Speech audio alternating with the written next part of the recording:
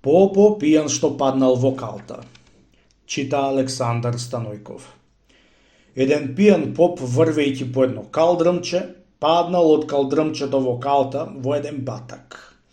Опнал да стани попо од калта, бидејќи беше пијан, не можел да се поими и да стани.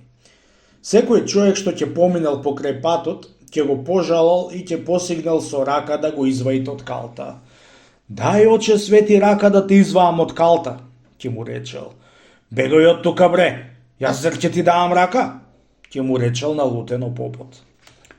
Мнозина луѓе беа застанале да го гледаат попо како се валкал во калта.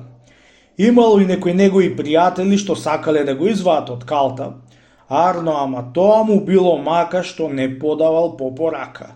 Да влезат во калта тие за да го изваат, му било и ни мака да се извалкаат. И си гледале сеирот и попо неќел да поди и рака за да го изваат. Му текнало на еднега за како да му речит на попот за да ја подеит раката и да го изваит. На тија мојава рака, попе, и вати се за неа да те изваам од калта. Од тие страмота да се валкаш во калта, му рекол човекот.